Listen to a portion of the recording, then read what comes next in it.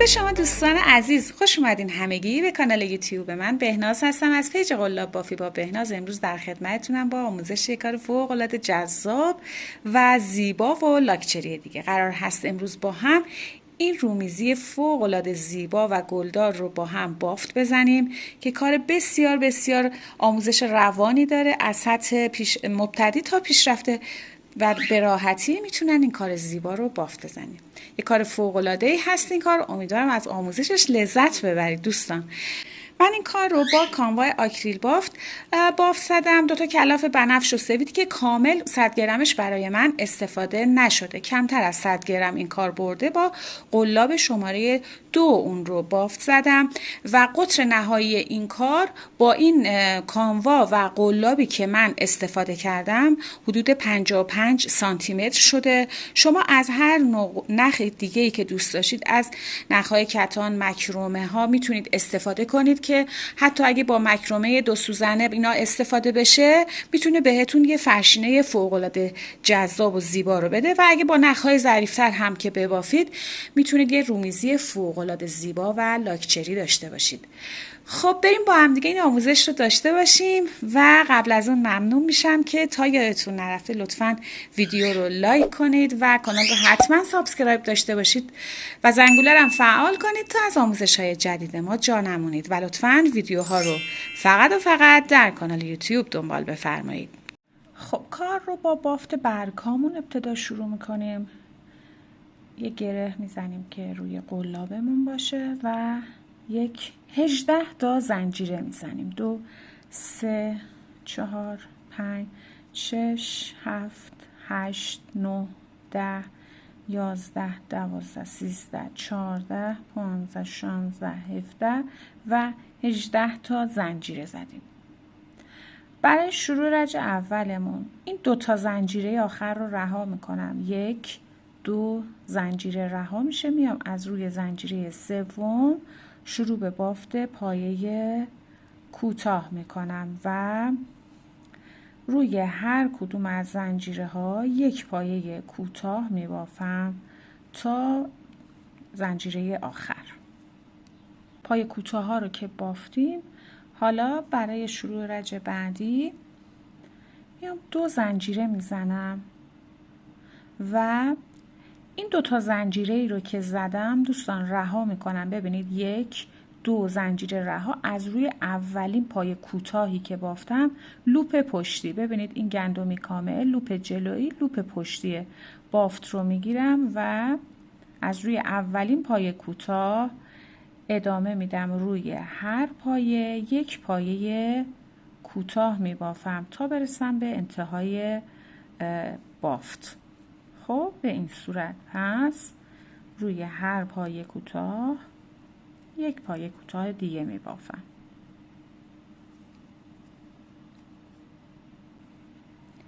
به این صورت ادامه میدم. آخرین پایه کوتاه هم یک پایه لوپ پشتیش یک پایه کوتاه میبافم به این شکل. حالا من حدود 16 تا پایه کوتاه بافتم. بعد میرسم به این بالای بافت. به این بالا که رسیدم ببینید یک نخ این پایه رو اینجا میگیرم به این صورت و اینجا یک پایه کوتاه میبافم، یک زنجیره، همونجا یک پایه کوتاه دیگه میبافم و حالا از سمت دیگه شروع میکنم به بافت پایه کوتاه زدن. ببینید این زنجیرهای ابتدایی بافت بود دیگه که یه سمت شما پایه کوتاه زدیم، حالا این طرفش باقی مونده. میام اینجا شروع به بافت پایه کوتاه میکنم و روی هر پایه یک پایه کوتاه میبافم به این صورت. ادامه میدم تا ابتدای بافتم برسم. به آخر بافت که رسیدم ببینید ما 2 تا پایه کوتاه رو رها میکنیم. 1 2 یعنی این 2 تا پایه که در واقع پایه کوتاه که نبوده، زنجیره ها بوده، این 2 تا رو 1 2 رها میشه. من این نخ رو هم فعلا کاتش نمی کنم، تمیزکاریش رو نمی کنم که بدونیم این کجای بافتمون هست، اشتباه نکنیم. 2 زنجیره میزنم. حالا الگویی رو که میگم تکرار میکنیم تا به اون اندازه مورد نظر برسه. به این صورت که این دوتا زنجیره ای رو که الان زدم رها میشه.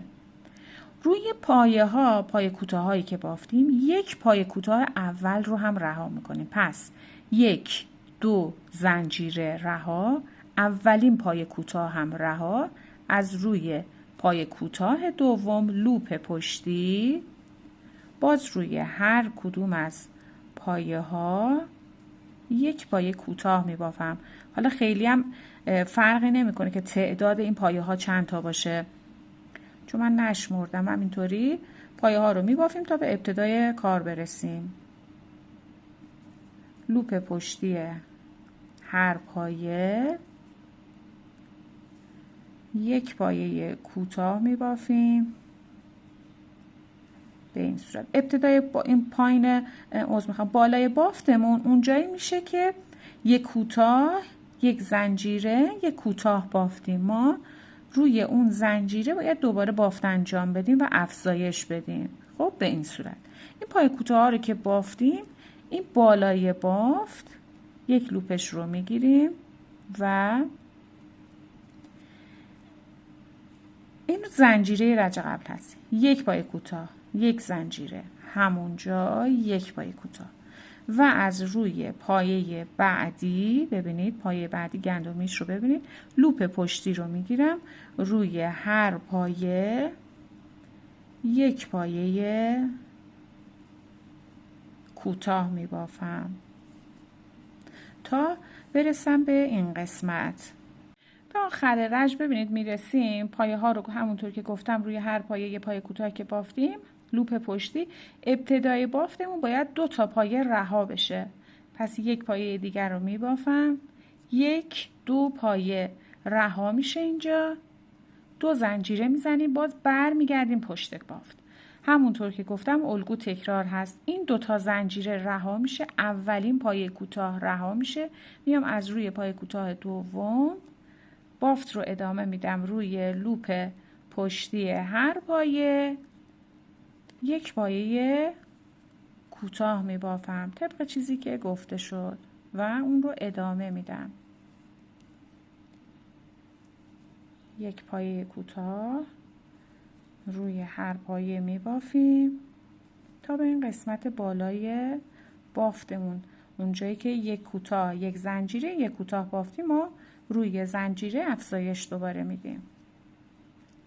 خب به این صورت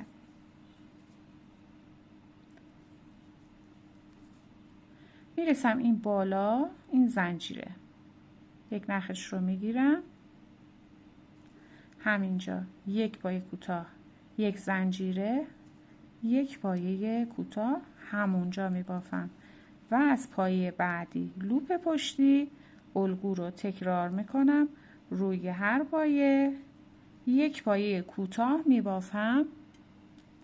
میبافیمش و به آخرش که میرسیم، اینجا رو دقت کنید دوستان، ببینید ما اینجا حالا در آخر، من این پایه کوتاه رو هم میبافم، اینجا رو ببینید یک پایه کوتاه داریم و یه 2 زنجیره.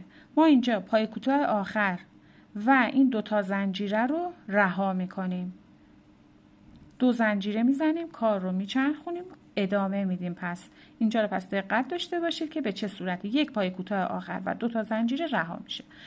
2 زنجیره زدم، کار رو چرخوندم، 2 زنجیره رها، پایه کوتاه اول رها، از روی پایه کوتاه بعدی لوپ پشتی، روی هر پایه یک پایه کوتاه.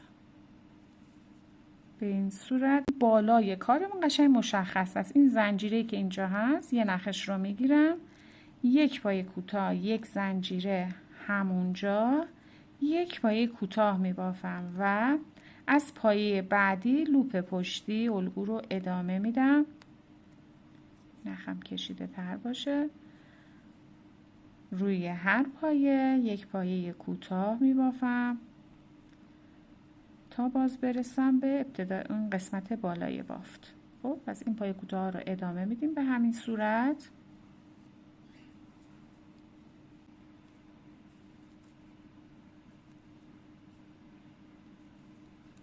تا میرسم این قسمت بالای بافت. ببینید یک پایه کوتاه رها میشه و به همراه زنجیره ها رها شد. 2 زنجیره میزنم، کار رو باز میچرخونم. این 2 تا زنجیره پای کوتاه اول رها، از روی پای کوتاه بعدی لوپ پشتی الگو رو تکرار میکنیم. روی هر پایه یک پایه کوتاه میبافیم.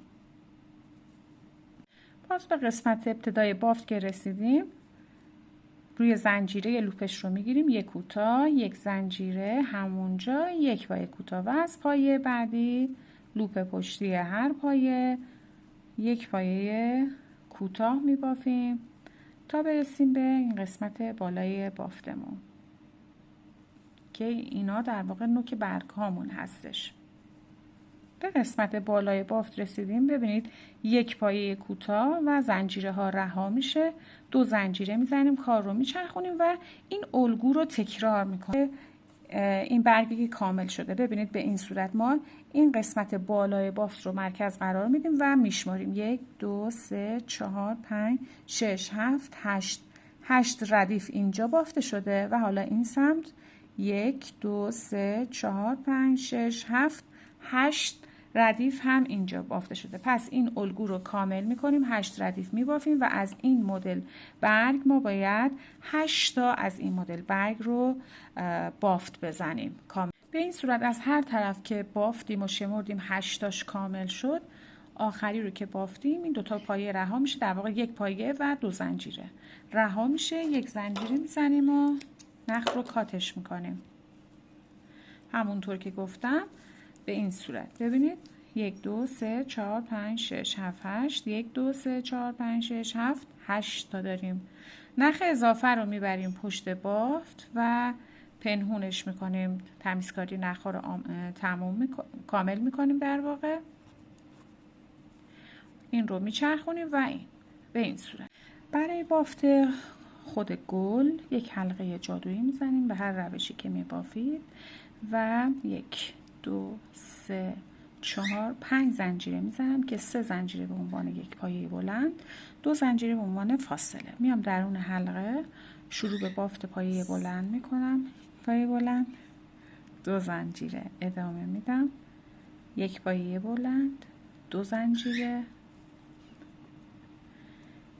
و یک پایه بلند، 2 زنجیره. ما درون این حلقه در کل 8 پایه بلند میبافیم که بینشون 2 زنجیره فاصله است.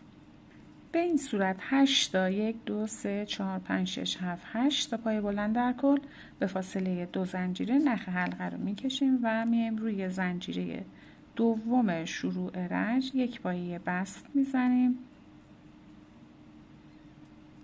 به این صورت. حالا برای شروع رج دوم میام توی فضای زنجیره‌ای یک پایه کوتاه میبافم، 2 زنجیره همونجا پایه بلند میبافم، 1 2 و 3 پایه بلند، 2 زنجیره توی همین فضا یک پایه کوتاه میبافم. به این صورت ما گلبرگامون رو شکل میدیم. میایم درون فضای زنجیره بعدی یک پایه کوتاه، 2 زنجیره همونجا، 3 پایه بلند میبافم و 2 زنجیره میزنم. میام توی همین فضا یک پایه کوتاه و به این صورت این الگو رو تکرار میکنم. در نهایت همون 8 تا باید گلبرگ داشته باشم. گلبرگ آخر رو هم بافتیم، 2 تا زنجیرش رو زدیم، ولی دیگه توی این فضا نمیایم یک پایه کوتاه ببافیم. میایم روی این پایه بلند که توی رج اول بافتیم از پشت بافت گندمیش رو به این صورت میگیریم، 2 نخش رو، و اینجا یک پایه کوتاه میبافیم. حالا برای رج بعدی که رج سوم هست ما باید یک سری فضاهای زنجیره‌ای ایجاد کنیم که توش پایه ببافیم. پس برای شروع رج سوم حالا زنجیره هامون میشه 3 تا، 3 زنجیره میزنم. میام این 2 تا گلبرگ ما ابتدا و آخر هر قسمت رو پای کوتاه میبافتیم دیگه. پس 2 نخ این قسمت رو پای کوتاه رو از پشت بافت میگیرم، یک پایه کوتاه میبافم و 3 زنجیره میزنم، ادامه میدم دو تا دسته بعدی به این صورت، یک پایه کوتاه و 3 زنجیره این الگو رو ادامه میدم. در نهایت ما باید همون 8 تا فضای زنجیره‌ای رو داشته باشیم. 2 نخ رو میگیرم، یک پایه کوتاه میبافم و 3 زنجیره. ببینید به این صورت یک فضاهای زنجیره‌ای رو ما ایجاد کردیم. خب بیایم این قسمت دیگه هم این الگو رو تکرارش میکنیم.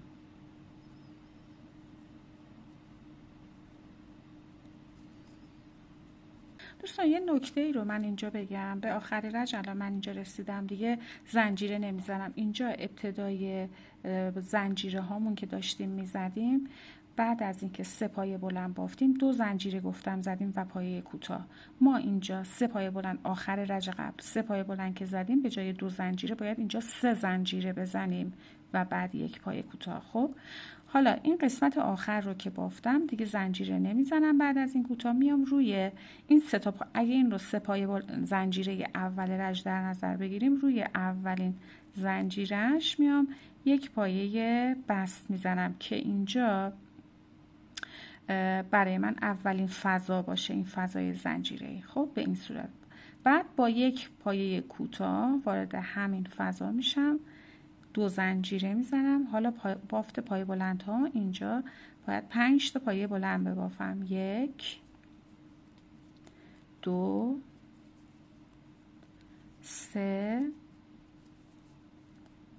4 و 5 پایه بلند که بافتم 2 زنجیره میزنم، درون همین فضا یک پایه کوتاه میبافم، ادامه میدم، میام فضای بعدی یک پایه کوتاه 2 زنجیره و اینجا 5 پایه بلند میبافم، 1 2 3 4 و 5 پایه بلند 2 زنجیره، میام درون همین فضا یک پایه کوتاه، وارد فضای بعدی میشم، یک کوتاه 2 زنجیره این الگو رو ادامه میدم.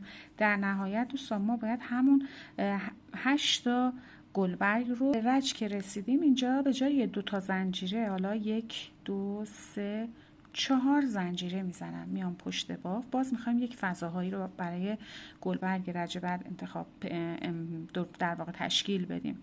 میام 2 تا گلبرگ بعدی این 2 تا نخ پای کوتاه رو اینجا میگیرم، طبق همون چیزی که پیش میرفتیم، فقط اینجا تعداد زنجیره هامون هست که متفاوته.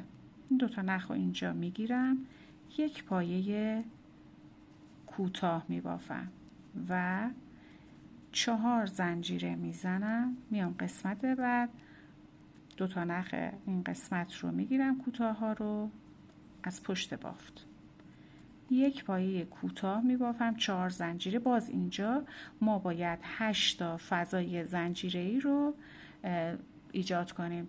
دیگه این الگو تکرار میشه توی هر رج، همونطور که گفتم 2 پایه بلند اضافه میشه و تعداد زنجیره هامون هست که تغییر میکنه.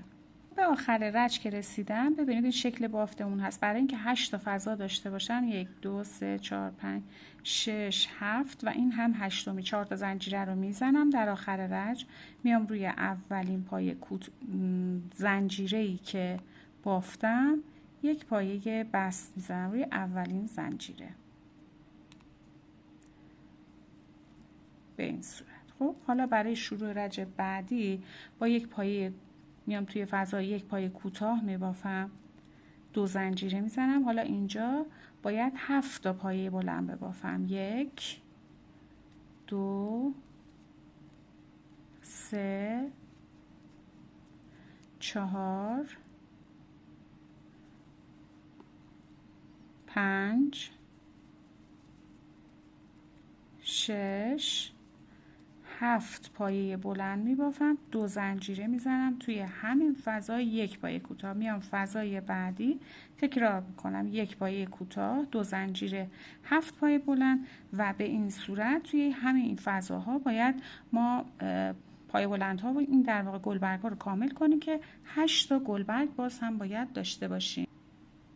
آخر رج که رسیدم به جای 2 زنجیره 1 2 3 4 5 زنجیره میزنم، دیگه اینجا کوتاه نمیزنم، میام این قسمت 2 تا گلبرگ بعدی دو تا نخ کوتاهش رو در واقع میگیرم، یک پای کوتاه میبافم و 5 تا زنجیره میزنم. دوستان ببینید این الگو رو ما باید 2 رج دیگه تکرار کنیم. یعنی این ردیفی که رفتیم 5 زنجیره میزنیم، یک پای کوتاه، و بعد که میخوایم توی رج بعدی گلبرگ ها رو ببافیم باید توی هر فضا 9 پایه بلند داشته باشیم. ببینید اینجا ما توی این فضاها میمدیم یک کوتاه 2 زنجیره، اینجا اومدم 7 تا پایه بلند بافتم، 2 زنجیره یک کوتاه. توی رج بعدترش میشه یک پایه کوتاه 2 زنجیره، 9 پایه بلند 2 زنجیره یک کوتاه. و برای رج بعدش که قرار هست باز این الگوی زنجیره ها رو ادامه بدیم، برای بافت فضای زنجیره‌ای که میخوایم ایجاد کنیم میایم 7 تا زنجیره میزنیم یک پای کوتاه و فضاهای زنجیره‌ای رو در واقع تشکیل میدیم و رج پایانی کارمون رو میایم پایه بلندهایی رو که قرار هست ببافیم تبدیلش میکنیم به 11 پایه بلند، یک کوتاه 2 زنجیره، 11 پایه بلند 2 زنجیره یک کوتاه همونجا. به همین ترتیب چون تکرار هست این الگو من دیگه اون رو نمیگیرم، پس به همین روش گل رو در واقع کاملش میکنیم. خب طبق چیزی که گفتیم من گل رو در واقع به اتمام رسوندم. ببینید دوستان تا این رج رو که با هم بافته بودیم و رج بعدیش اینجا 9 تا پای بلند بافته شده، فضای زنجیره‌ای که براش زدیم با 7 تا زنجیره بوده که بعدش شده 11 تا پای بلند. فضای زنجیری برای این 9 پای بلند 5 تا زنجیره بوده، با 5 تا زنجیره ایجاد کردیم. خب به این صورت و ما باید 1 2 3 4 5 6 7 8 تا گلبرگ رو بافته باشیم. حالا اینجای بافت میخوایم گل ها رو برگ ها رو به گل اتصال بدیم به این صورت که برگ ها رو دونه دونه یعنی هر یه دونه برگی رو که بافتیم روی اون گلبرگ قرار میگیره. به این صورت ما برگ ها رو میچینیم. به این صورت دوستان ببینید هر کدوم از برگ های ما روی یکی از این گل برگ ها قرار هست که سوار بشه و اون رو اتصال بدیم با هم. حالا بریم با هم دیگه ببینیم چجوری باید این برگ ها رو به گلمون اتصال بدیم. کار اتصال برگ به گل با سوزن انجام میدیم. سوزن مخصوص کانوا رو با نخ رنگ بنفش نخ کردم در واقع. به این صورت ببینید این برگ زیر قرار میگیره، گل برگ میفته روی کار. خب یعنی روی بافتمون هست. به همین شکل من اون رو میچرخونم پشت بافتمون به این صورت. بله و میام در ادامه این دو رو روی هم قرار میدم روی یکی از گل برگ ها و یک نخ از سفید میگیرم. باید یه جوری نخ بگیرید که روی بافت در واقع دید نداشته باشه. به این صورت اتصال میدیم. خیلی چیز راحتی هست. همه برگ ها رو به گل برگمون باید به این شکل ما اتصال بدیم. توی نخ اضافهش رو هم اینجا بیارید و به این شکل تمیزکاریش رو هم در واقع انجام بدید. یک نخ از سفید همونطور که گفتم یه جوری نخ بگیرید که روی بافت دید نداشته باشه. به این شکل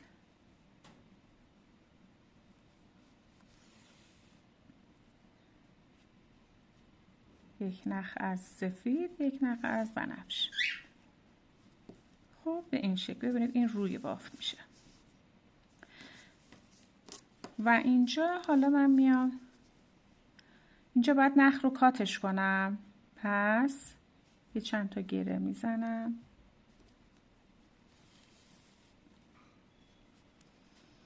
تا کارمون فیکس بشه. به این شکل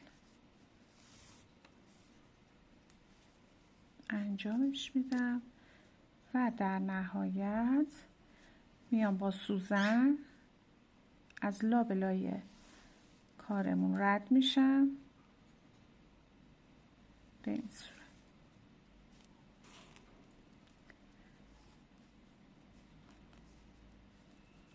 خب و نخ اضافه رو کاتش میکنم.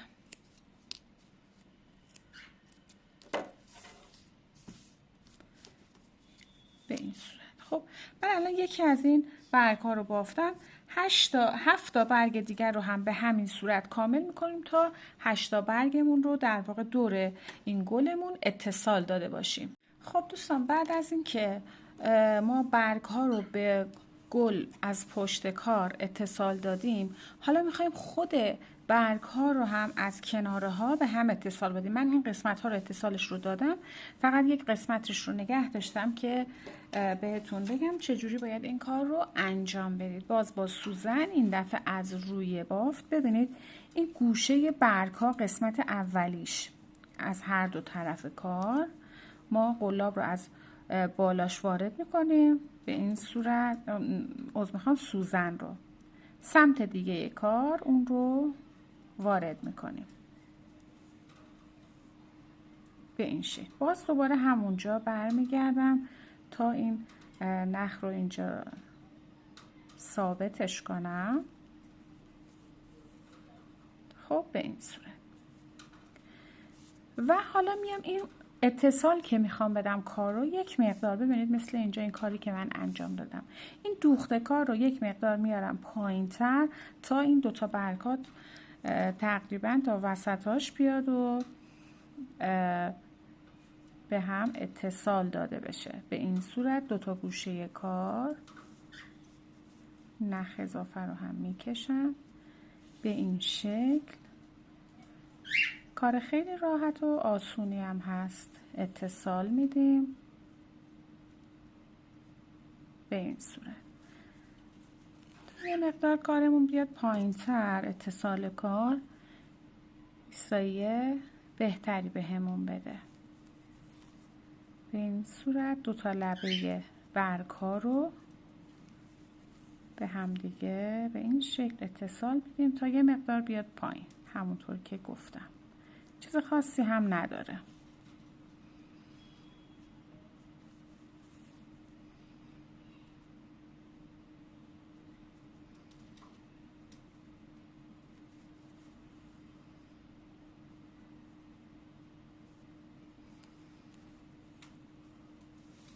ببینید دوستان به این صورت. بعد برمیگردم میرم پشت بافت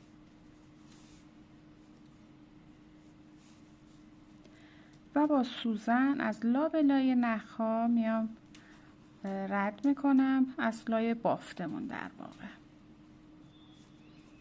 به این صورت.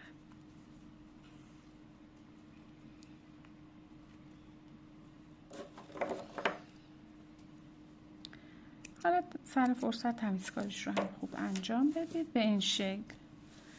ما برگ ها رو هم به خود گل هم از کناره ها به هم. خب در ادامه بافتمون باید بیایم این قسمت های بین برگ ها رو پر کنیم که من قسمت هاش رو پر کردم. فقط یک قسمت مونده که اون رو اینجا الان با هم دیگه اون رو پر میکنیم. برای این کار با نخ رنگ سفیدمون کار رو ادامه میدیم. بیایم بین دو تا برگ، ببینید این مرکز کار حساب میشه. روی برگ سمت راستی این قسمت اولش اینجا قلاب رو وارد میکنیم و دو تا زنجیره میزنیم. میام وسط این دو تا قسمت که اتصال کار رو انجام دادم وسطش رو پیدا میکنیم و اینجا 3 پایه بلند میبافیم. 1 2 و 3. یک زنجیره میزنم. میام روی برگ سمت چپ قسمت بالا که 2 زنجیره زده بودیم این بالا قلاب رو وارد میکنم. 1 پایه بست میزنم. 2 زنجیره میزنم. قسمت روی همون برگ سمت چپ قسمت بالای بعدی میام اینجا 1 پایه متوسط میبافم و 2 زنجیره میزنم. حالا کار رو به پشت میچرخونم و میام ببینید الان 2 تا فضا دارم. تو فضای تک زنجیره‌ای قبل از پایه بلندها میام اینجا 2 پایه بلند میبافم. یک زنجیره میزنم تو فضای زنجیره بعد از پای بلند ها توی همرنگ. باز میام اینجا، حالا 3 پایه بلند بافت میزنم، یک زنجیره میزنم، میام روی برگ بعدی این قسمت یک پایه بست میزنم، حالا 2 زنجیره، قسمت بعدی همون برگ هستیم، یک پایه متوسط، 2 زنجیره، کار میاد به رو. این الگو رو دیگه تکرار میکنیم. تو فضای زنجیره قبل از پای بلندهای سفید رنگ این سمت ما همیشه 2 پایه بلند میبافیم، یک زنجیره میزنیم. توی فضای بعدی حالا میام 3 پایه بلند هم اینجا میبافم. خب به این صورت دوباره اضافهش رو میتونیم بچینیم. یک زنجیره میزنم، فضای بعدی هم 3 پایه بلند میبافم، یک زنجیره میزنم، میام قسمت بعدی یک پایه بست، 2 زنجیره، قسمت بعد یک پایه متوسط و 2 زنجیره، کار رو میچرخونم. این الگو رو ادامه میدم. فضای زنجیره قبل از پای بلند ها 2 پایه بلند میبافم، یک زنجیره، فضای بعدی 3 پایه بلند یک جا میبافم،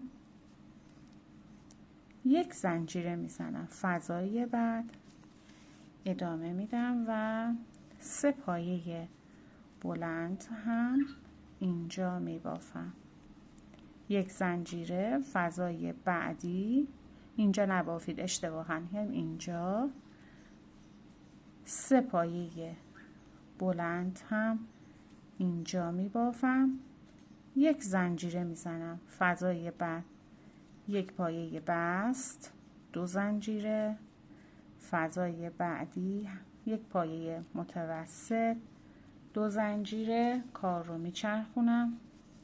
اون رو ادامه میدم این الگو رو تا به انتهای این رج برسم. توی فضای بعدی 2 پایه بلند، یک زنجیره و ادامه میدم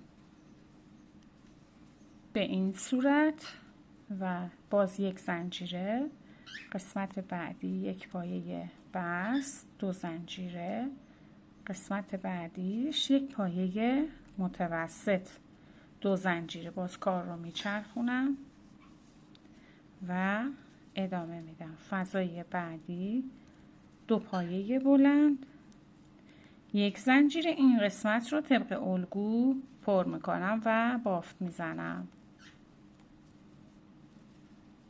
خب به این صورت این قسمت رو هم که کامل کردم، یک زنجیره میزنم روی قسمت بعدی، یک پایه بست، 2 زنجیره.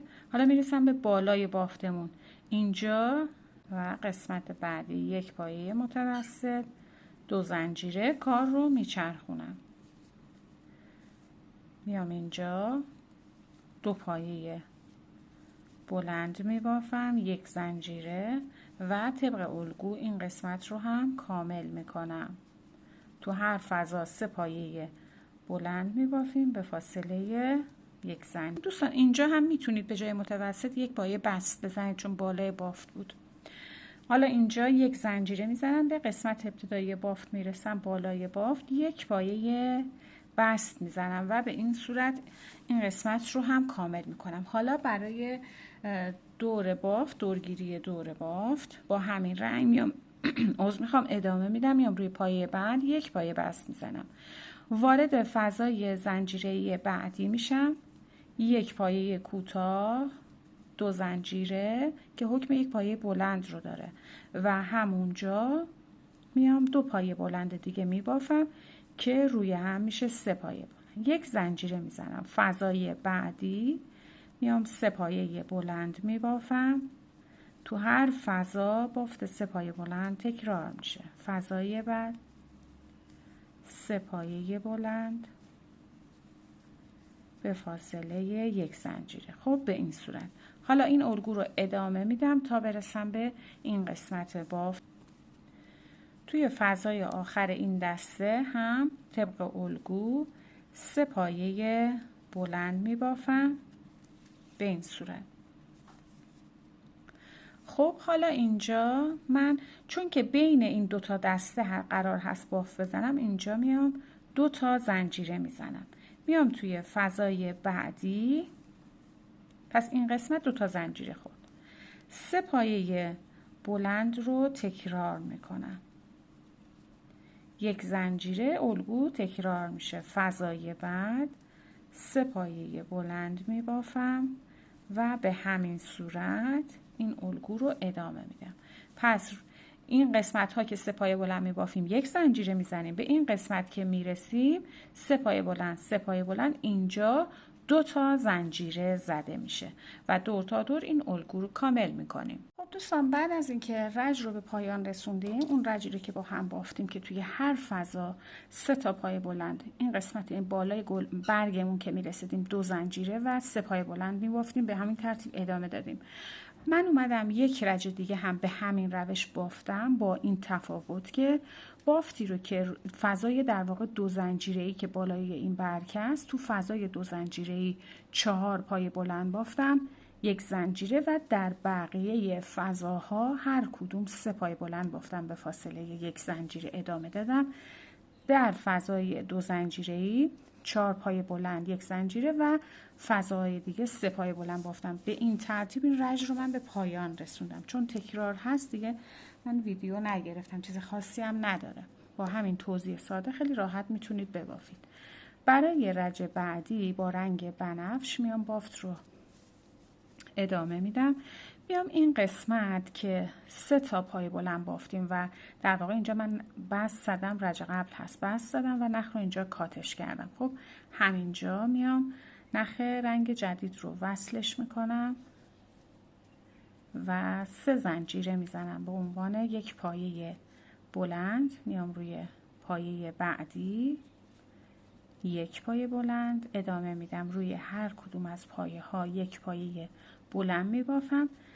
روی به این در واقع تک زنجیره که رسیدم میتونید فضا رو هم بگیرید یا تمیزتر هست که فقط گندمی بافت رو بگیرید و 1 پایه بلند ببافید.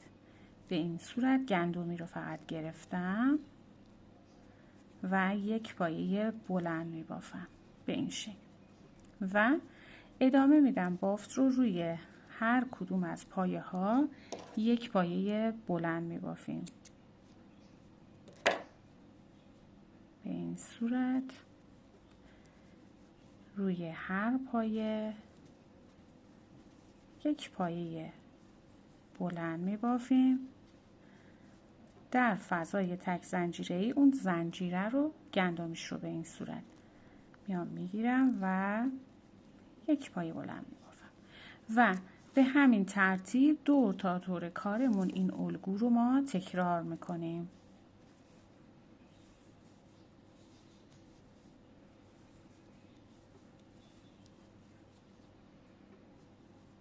برای شروع رج بعدی ما اومدم بست زدم، نخ رو کات کردم.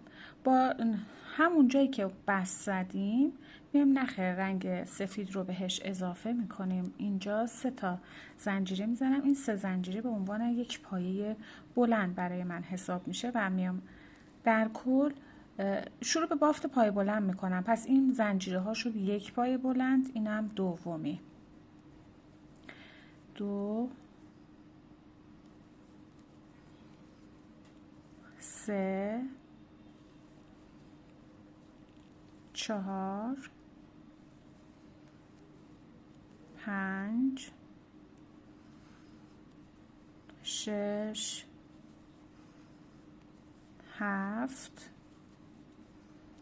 8 9 10 بعدی 11 پایه بلند بافتم اینجا با حساب اون 3 تا زنجیره‌ای که زده بودیم. خب حالا اینجا میام 3 زنجیره میزنم. باز از پایه بعد، پایه رها نمیشه، از پایه بعدی شروع به بافت میکنم. 11 پایه بلند رو میبافم. 2 3 4 11 پایه بلند. خب به این صورت در ادامه 3 زنجیره میزنم بدون اینکه پایه رو رها کنم. از پایه بعدیش شروع به بافت میکنم. 11 پایه بلند میبافم و این الگو رو تا پایان رنج تکرارش میکنم.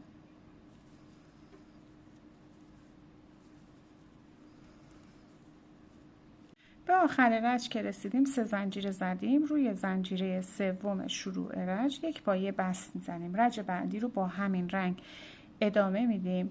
میایم روی 2 تا پایه، روی پایه بعد هم یک پایه بست میزنیم.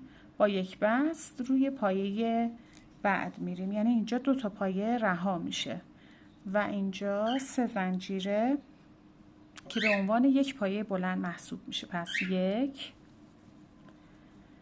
2 3 4 5 6 و 7 پایه بلند اینجا میبافیم. 2 تا پایه اول 2 تا پایه آخر رو در واقع رها میکنیم و حالا 1 2 3 4 زنجیره میزنیم. میایم در فضای زنجیره‌ای یک پایه بلند میبافیم. 1 2 3 4 زنجیره. 2 تا پایه اول رها میشه. از پایه بعدی 7 پایه بلند میبافیم. 1 2 3 4 5 6 و 7 پایه بلند. 4 زنجیره در فضای زنجیره یک پایه بلند. 4 زنجیره 2 پایه رها. از پایه بعد شروع به بافت پایه بلند میکنیم و 7 پایه بلند میبافیم. به این صورت این شکل بافتمون هست که اون. خب بعد از اینکه رنج رو به پایان رسوندیم اومدیم بست زدیم به سومین زنجیره شروع رنج. حالا برای شروع رنج بعدی با یک بست کار رو میبرم رو پایه بعد. روی پایه بعدی هم یک پایه بست میزنم. اینجا یعنی 2 تا پایه رو من رها کردم و میام 3 تا زنجیره میزنم به عنوان یک پایه بلند. روی پایه بعدی یک پایه بلند، پایه بعد هم یک پایه بلند. در کل 3 تا پایه بلند اینجا برای من محسوب شد. 1 2 3 4 5 زنجیره میزنم. 2 تا پایه رها میشه اینجا. پس 2 تا پایه اول 2 تا پایه آخر رها و این وسط 3 پایه بلند بافته میشه. فضای زنجیره‌ای رو رها میکنم. میام روی این پایه بلند تکی که توی رنج قبل بافتم اینجا یک پایه بلند میبافم. 3 زنجیره میزنم و همینجا یک پایه بلند دیگر رو تکرارش میکنم. حالا 5 زنجیره میزنم. میام روی پایه بلند تا بافت رو تکرار میکنم. از ابتدای رنج 2 پایه رها میشه و 3 پایه بلند تک میبافم. 1 2 3 در ادامه 1 2 3 4 5 زنجیره میزنم. میام روی پایه بلند تک بعدی یک پایه بلند میبافم. 3 زنجیره همونجا یک پایه بلند. باز 5 تا زنجیره میزنم. 2 تا پایه رها میشه و 3 پایه بلند تک میبافم و این الگو رو دور تا دور کار تکرارش میکنم به این صورت. ببینید این شکل بافتمون هست. به این ترتیب ادامه میدم و کامل میکنم. خب در آخر رنج بعد از اینکه بست رو زدیم روی زنجیره سوم شروع رنج، برای پایه رنج بعدی میام روی پایه بعد یک پایه بست میزنم و اینجا 3 زنجیره به عنوان یک پایه بلند و 5 زنجیره دیگه میزنم برای فاصله. 1 2 3 4 5 اینجا روی هم 8 تا زنجیره زدم. حالا این فضا رها میشه، این پایه بعد هم رها میشه. میام روی این پایه وی که بافته بودم، روی اولین پایه بلندش یک پایه بلند میبافم و میام درون فضای 3 زنجیره‌ای شروع به بافت پایه بلند میکنم. 1 2 3 4 5 6 و 7 پایه بلند درون این فضا بافتم. میام روی پایه بلند بعدی که پایه دوم وی هست، یک پایه بلند هم اینجا می بافم و در کل این قسمت از این پایه تا این پایه من 9 پایه بلند بافتم. 5 زنجیره میزنم. این پایه اول از این 3 تایی رها میشه. روی پایه دوم یک پایه بلند می بافم. 1 2 3 4 5 زنجیره میزنم. الگو رو تکرار میکنم. روی اولین پایه بلند که به صورت وی بود بافتیم، یک پایه بلند می بافم. درون فضای 3 زنجیره‌ای 7 پایه بلند تکرار میشه. 1 2 و 7 پایه بلند می بافم. روی پایه بلند دوم وی یک پایه بلند. این شکل بافتمون هست دوستان. به همین ترتیب این الگو رو تکرار میکنیم. 5 زنجیره میزنیم. از این 3 پایه یک پایه رها میشه. روی پایه وسط یک پایه بلند میبافیم. 5 زنجیره و تکرار.